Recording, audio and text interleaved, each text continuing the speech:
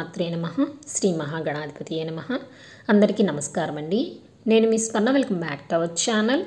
ఈరోజు ఈ వీడియోలో 2024వ సంవత్సరంలో దసరా శరన్నవరాత్రుల్లో మొదటి రోజు అమ్మవారిని ఏ రూపంలో అలంకరించుకోవాలి, ఏ నైవేద్యాలను సమర్పించాలి, ఏ మంత్రాన్ని పఠించాలి, అమ్మవారి యొక్క విశిష్టత ఏమిటి, అలాగే నవరాత్రి మొదటి రోజు కలశ స్థాపన, అఖండ దీపం పెట్టుకుని పూజ చేసుకునేవారు ఏ సమయానికి కలశ స్థాపన చేసుకోవాలి, శుభ సమయాలు ఏమిటి అన్నిటి గురించి కూడా ఈరోజు ఈ వీడియోలో వివరంగా తెలుసుకుందామండి.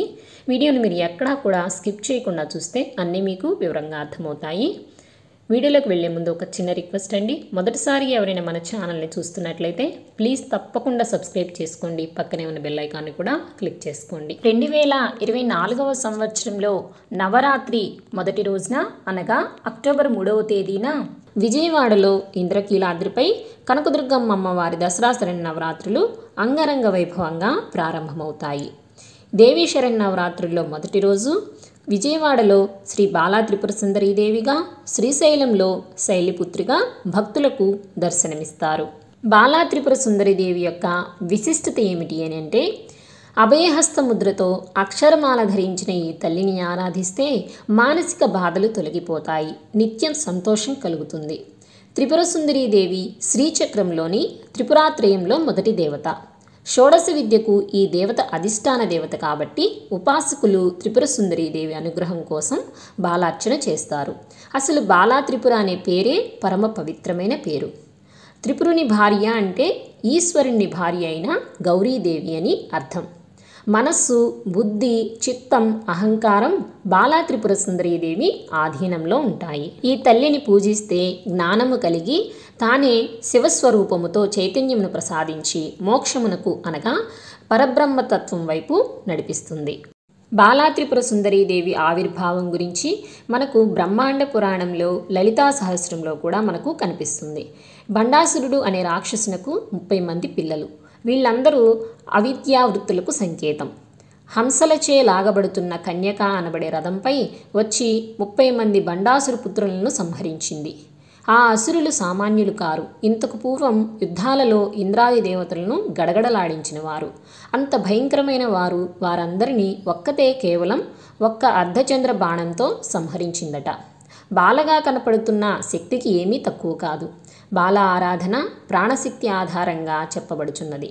హంసల రథం అమ్మది. హంసలు అంటే శ్వాసకు సంకేతం. ఉచ్ఛ్వాస నిశ్వాసాత్మకమైన శ్వాసని, ప్రాణశక్తిని అక్కడ హంసగా పోలుస్తారు. ఆ విధంగా అమ్మవారి ఆరాధనలో ఈ ప్రాణశక్తిని, మూల ప్రాణశక్తిని ఆరాధించటమే బాలారాధనగా పిలువబడుతున్నది. దేవీ శరన్నవరాత్రిలో నవరాత్రి మొదటి రోజు.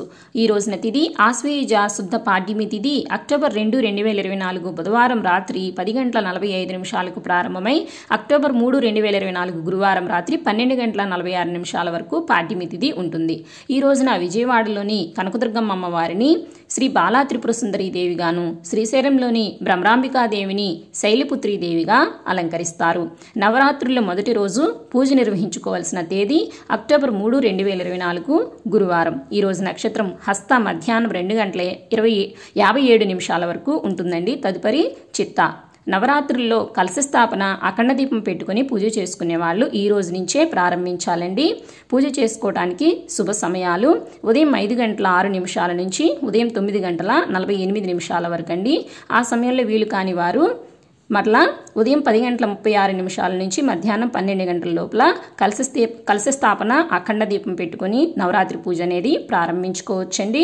అలాగే ఈ రోజున సాయంకాల పూజా సమయము సాయంత్రం 5 గంటల నుంచి సాయంత్రం 6:30 లోపండి. ఈ రోజున బాలా త్రిపుర సుందరీదేవికి బెల్లం పరమాన్నాన్ని, నిమ్మకాయ పులిహోర, పెసరపప్పు పాయసము, కట్టె పొంగల్ని నైవేద్యంగా సమర్పించాలి. ఈ రోజున అమ్మవారికి లేత గులాబీ రంగు చీరని ధరింపచేయాలి. ఈ రోజున అమ్మవారిని తుమ్మి పూలతో కానీ ఎర్రని పువ్వులతో కానీ పూజించాలి. ఈ రోజున చదవవలసిన స్తోత్రాలు లలితా త్రిశతి స్తోత్రము, లలితా అష్టోత్రము, బాలా త్రిపుర సుందరీదేవి అష్టోత్రము, లలితా సహస్రనామాలను చదువుకోవాలి.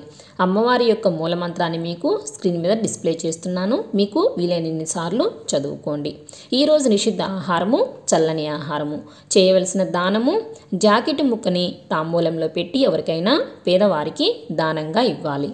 ఈ రోజున అమ్మవారిని అర్చించడం వల్ల కలిగే పూజా ఫలితం సంతానం లేని వారికి సంతానము, శత్రుపీడ నశించి అన్నింటా విజయం కలిగి ధనధాన్య సమృద్ధిగా కలుగుతాయి. సో ఇదండి ఇవాళ ఈ వీడియోలో దేవీ శరన్నవరాత్రిలో నవరాత్రి మొదటి రోజు గురించి పూర్తి సమాచారం అయితే తెలుసుకున్నాం కదండి. అలాగే శ్రీ బాలా త్రిపుర సుందరీదేవి అష్టోత్తర శతనామావళి అమ్మవారి 108 నామాలను ఏ విధంగా పఠించాలో కూడా మన ఛానల్లో వీడియో అయితే అప్లోడ్ చేశానండి. ఆ వీడియో లింక్ని కూడా మీకు డిస్క్రిప్షన్లో ఇస్తానండి, తప్పకుండా చూడండి. చదవలేని వారు ఆడియో వింటూ కూడా అమ్మవారికి పూజ అనేది చేసుకోవచ్చు. నెక్స్ట్ వీడియోలో నవరాత్రి 2వ రోజు గురించి తెలియజేస్తానండి.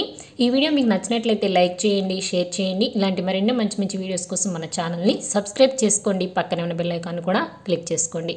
మరొక మంచి వీడియోతో మళ్ళీ కలుసుకుందామండి. Thank you for watching my videos.